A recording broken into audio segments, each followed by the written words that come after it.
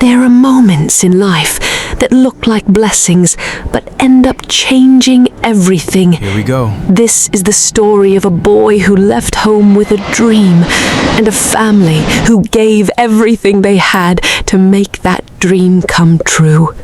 The family was poor. They lived in a small house with a leaking roof and cracked walls. Life was difficult, but love filled every corner of that home. The father worked every day with his hands, taking any job he could find to feed his family. The mother woke up before sunrise every morning. She cooked, cleaned, and prayed. Every day she whispered the same prayer: "God, protect my children." They had 2 children, an older son and a younger daughter. The boy was hard-working, respectful, and full of hope. His little sister loved him more than anyone. She followed him everywhere. To her, he wasn't just her brother, he was her best friend. We must send our son abroad in search of a better future and greener pastures. As the years passed, life became harder. The father's health became weaker. Work became harder to find. Money became scarce. Some nights the parents skipped dinner so their children could eat. One evening after dinner, the father quietly looked at his wife. "Our son has to go abroad." The mother stayed silent. She knew he was right, but she also knew that saying yes meant letting her son go. After many sleepless nights, they made their decision. They would sacrifice everything for his future. The father sold the only piece of land he owned. It had belonged to his own father. He never wanted to sell it, but he believed his son's future mattered more. The mother sold all of her wedding jewelry.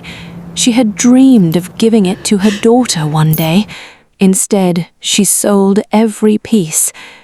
Together, they paid for his ticket, his documents, and enough money to help him survive after he arrived.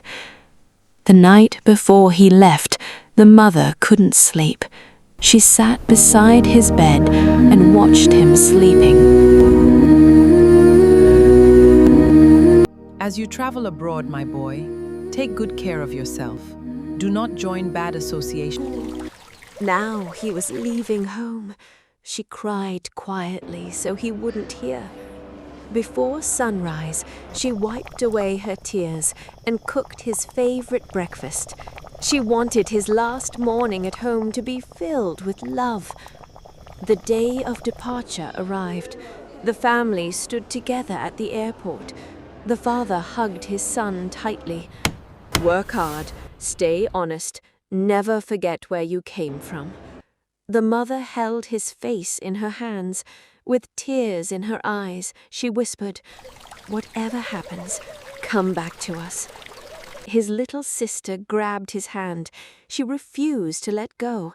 She looked up at him and asked, "You'll come back, won't you?" He smiled through his tears. "I promise." Then he walked toward the departure gate. Just before disappearing, he turned around one last time. His father stood strong. His mother pressed her hand against her heart. His little sister was still reaching toward him. He smiled one last time. Then he walked into a future none of them could have imagined. He is doing very well. He made us all proud.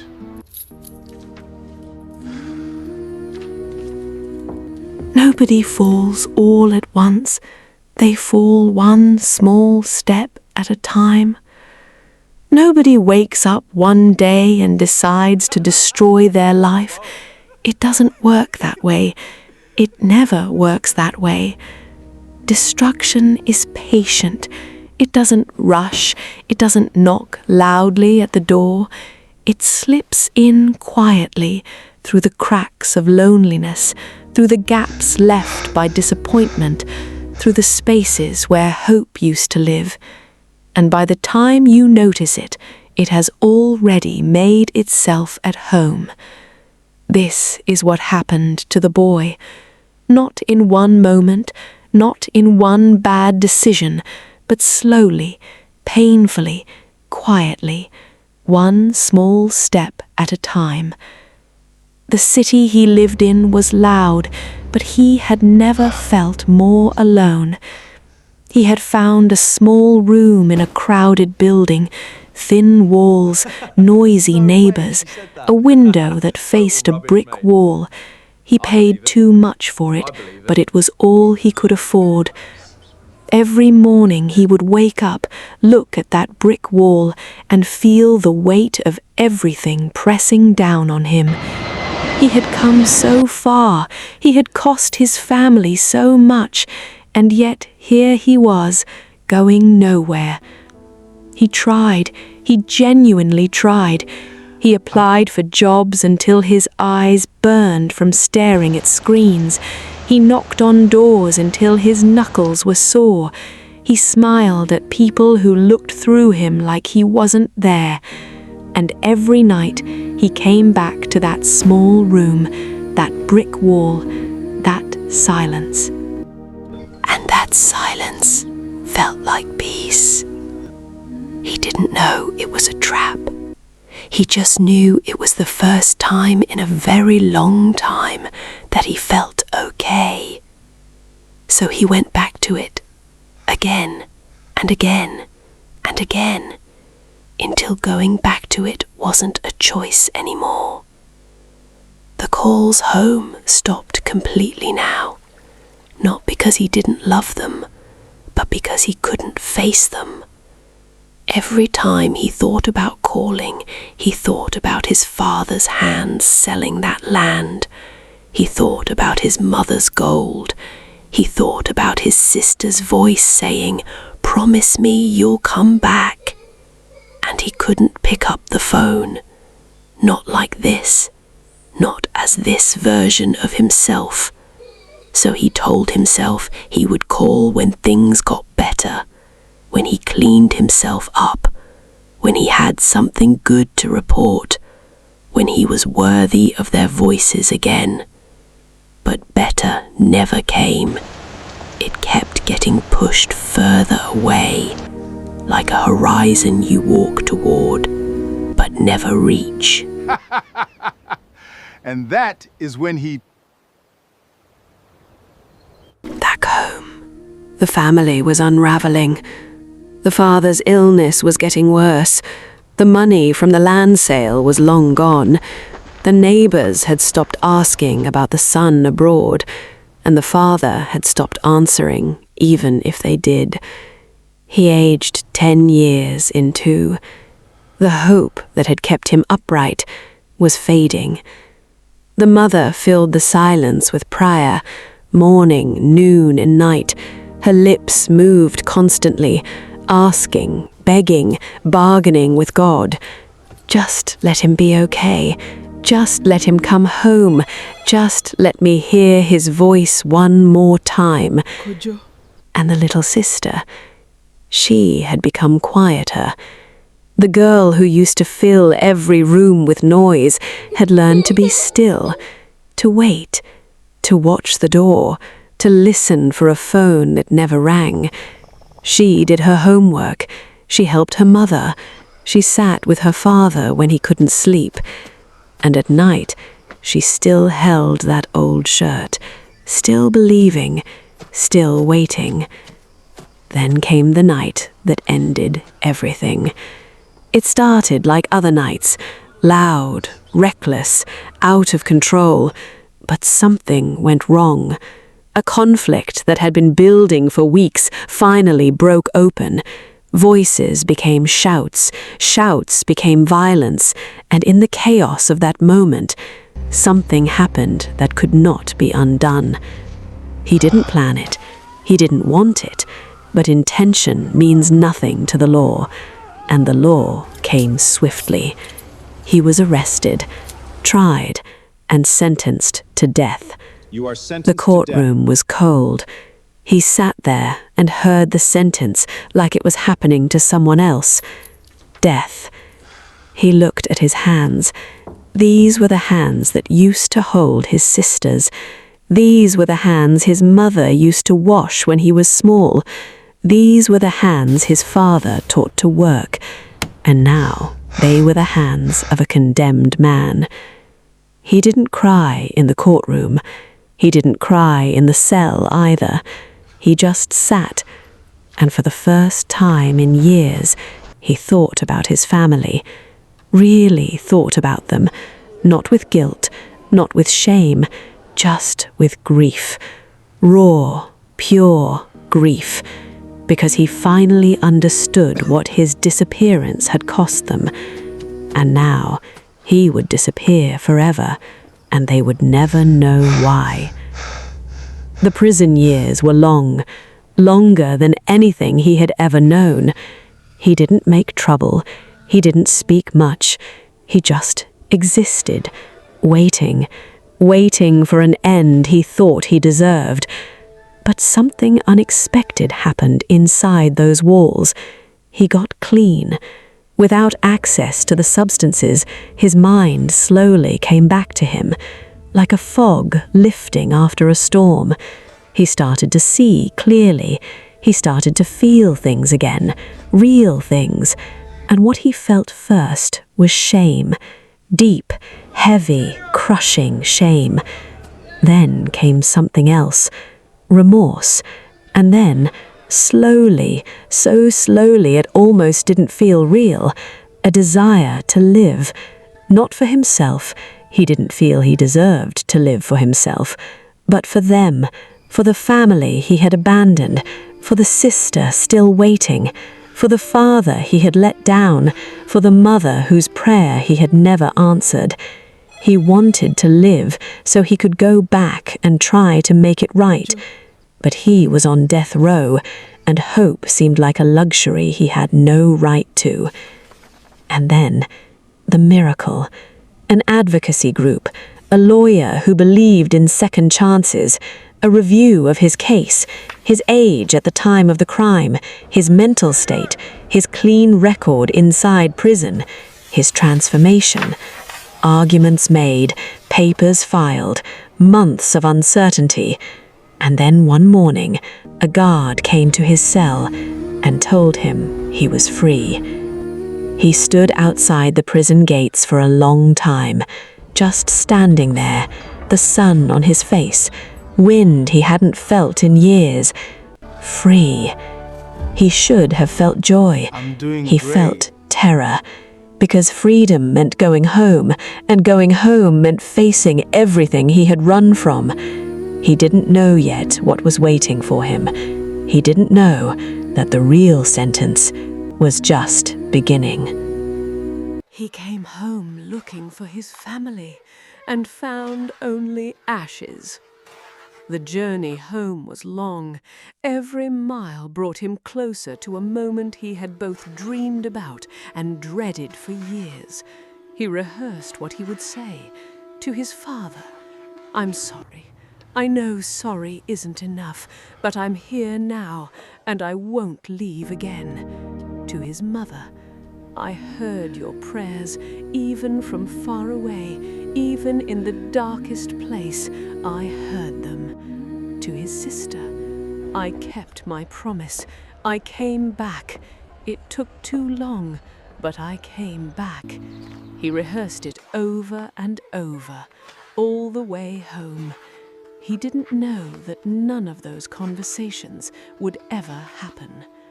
The neighborhood looked the same narrow streets, the same sounds, the same smell of food and dust and life.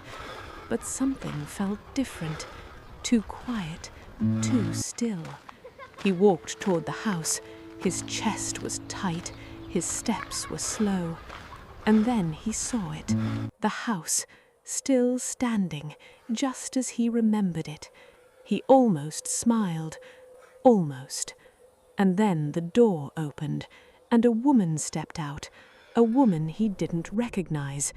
He stopped. "Can I help you?" she said. He stared. This is my family's house," he said. The woman looked at him with an expression he couldn't read. No one by that name lives here anymore, she said quietly. They haven't for a long time. And she closed the door.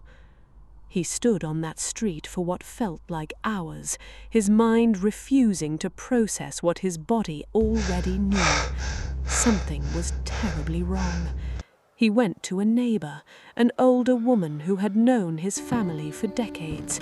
She opened the door, looked at him, and her face crumpled. "You came back. You finally came back." She brought him inside. She made tea he couldn't drink. She sat across from him, and she told him everything. His father had fallen ill not long after he stopped calling. You are not alone. The We illness will was get through serious, this. but the man refused to go to hospital. "I'm waiting for my son," he told people. "I'll get treatment after he calls, after I know he's okay." He waited and waited, and the call never came, and his body couldn't wait anymore. He died on a Tuesday morning, quietly, in the same bed he had slept in for 30 years. His last words, the neighbor said, were a question. "Is there any news from my son?" There wasn't. There never was. Welcome back.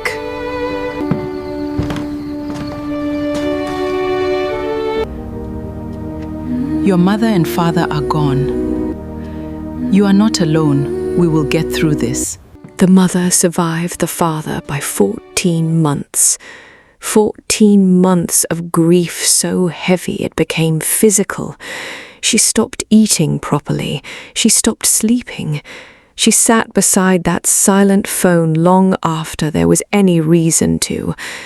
The neighbors tried to help. The sister tried to help. But grief like that, you can't help someone out of it. You can only watch. She died on a cold morning, and those who were with her said she looked peaceful at the end.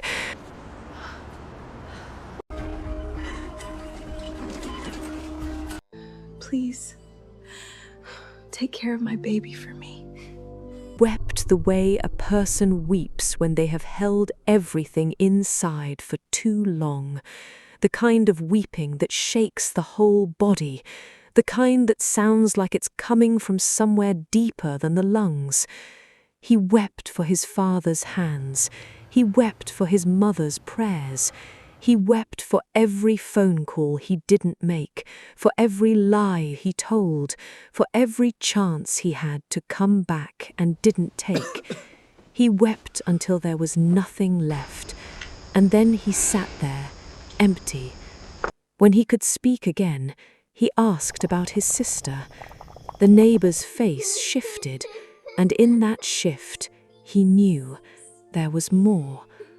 After both parents died, his sister had been left alone. She was young, too young to manage alone, too young to fight what came next. An uncle appeared, a man from the father's side of the family, a man who had never shown much interest when the parents were alive, but now he arrived with documents, with claims, with a smooth voice and hard eyes. He said the property belonged to him. He said there were debts. He said he was doing the family a favor by taking over.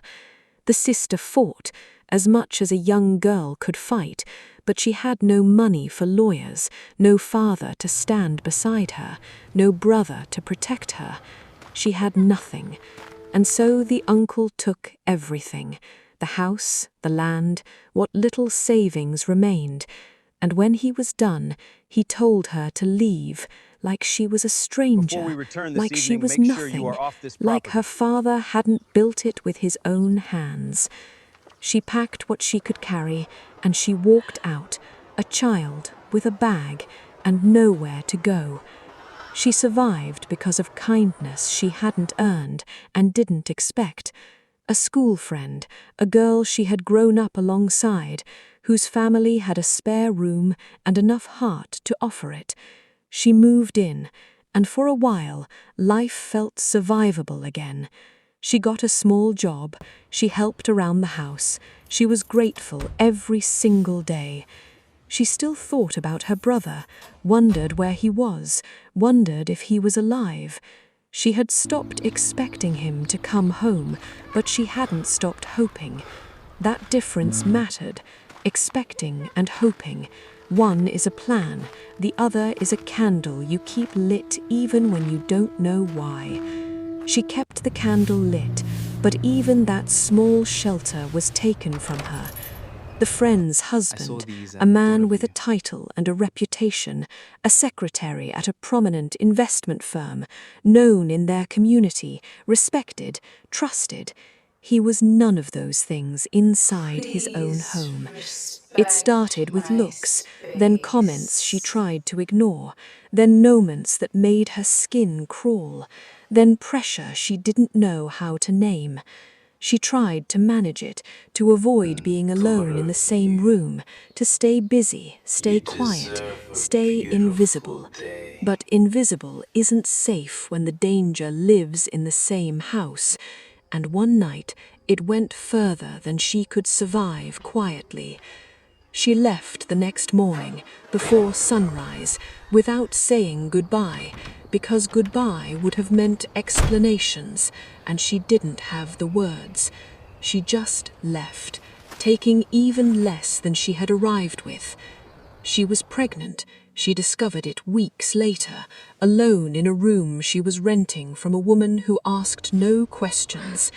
She sat with that knowledge for a long time.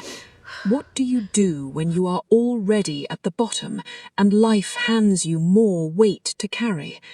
She chose to carry it, not because she was strong, but because the alternative was unthinkable. Look at your Some beautiful people come baby home boy. to celebration. Some people come home to nothing. But the bravest ones are those who come home to ruins and choose to build again. Not for themselves, but for the ones still waiting, the ones not yet born, the ones who need a reason to believe that broken people can still make whole lives. This story is for them, for the ones who fell and got up, not because it was easy, but because a child was watching. Please, take care of my baby for me.